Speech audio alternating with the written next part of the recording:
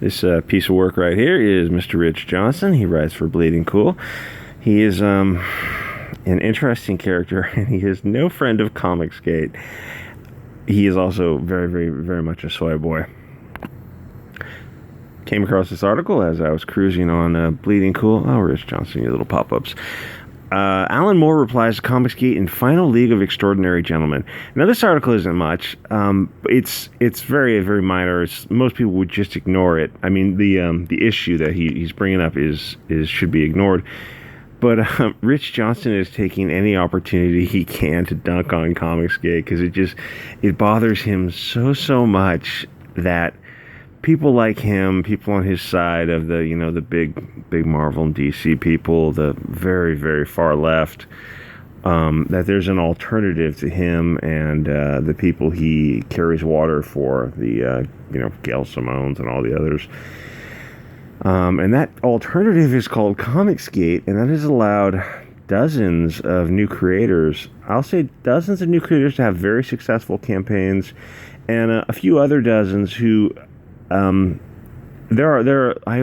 is a successful campaign? I would say is anything over $30,000 to $40,000, because I think that's the money that many campaigns require to be in the black.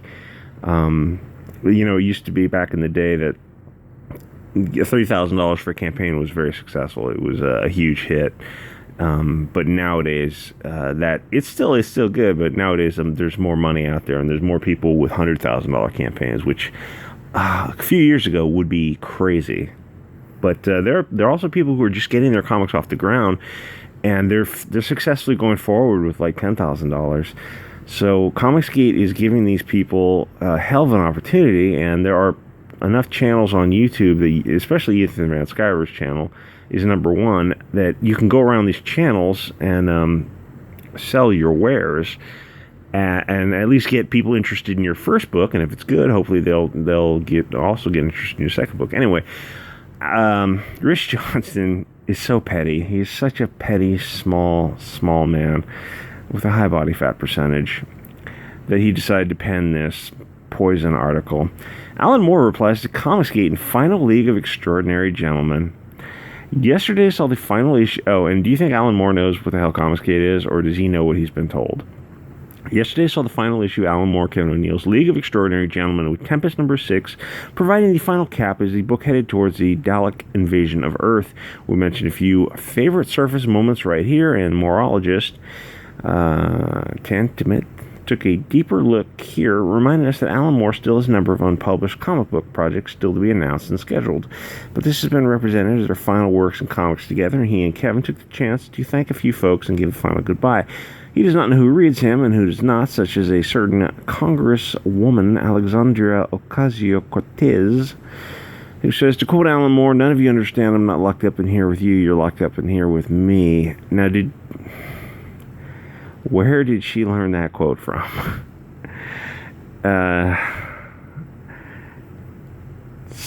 There's the primary source. Do you think she learned it from a primary source or a secondary source, i.e. somebody told it, someone gave the quote to her in the correct attribution? Latin, Latinas, fiery Latinas, whatever. What made an interesting note in a fake letter at the back of an issue from a certain Hiram J. COMICSGATE III from the likely sounding town of Oklahoma. Dear Alan Kev, as a middle-aged conservative incel. Okay, so you hate conservatives, but then the sex shaming language is very strange because they don't like whore shaming or slut shaming or whatever it is to talk about. You're not supposed to shame people for being disease-ridden, filthy whores for some reason. But calling someone an incel, who you're insulting their sexual choice, their sexual preference. How is that acceptable? Oh, because we're on the left. It's acceptable to sex shame somebody when you're on the left, because you can do no wrong. It's also acceptable. They do the same thing with gays who are on the right, or African Americans who are on the right. Racism against African Americans is a no-no for them, but somehow if the African Americans wearing a MAGA hat, then they feel free to say the most horrible racist things about them because he's wearing a MAGA hat and he's the enemy.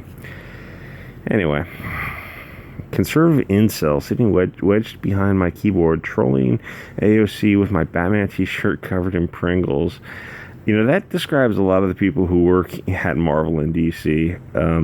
There are very, very few skinny people. Take a look at Gail Simone and Mark Waid. They're both about 300 pounds. Why are you leaving the comics business? Yours, COMICSGATE, whatever. Okay, this is just stupid. Stupid. Even to include it is stupid. And let's take a quick peek at the comments. David Gould says COMICSGATE is a hate group. Hashtag More is wrong. We troll AOC with the Spider-Man shirt. Number one, 11, 100. What is this? Some binary? What a stupid old SJW. Also aims a last dig at Stan Lee's relationship with Jack Kirby and the authorship of the MU. In a blatant homage to both Fantastic Four Annual Number 1 and Marvel's. Rich Johnston, why are you so... He's a very queer individual. He has a lot of hatred in his heart. He needs some... Oh, well, I was going to say he needs some love, but it looks like he's getting some man love right here. If you're trying to milk it, I think you need to take a biology class, because that is not where the mammary glands are. Rich Johnston, gay bar with his friend Dean Haspiel. I'll get naked in a bar. Bromance. Yeah. Rich Johnston. Anyway, leave a like and a comment. Subscribe if you ain't already.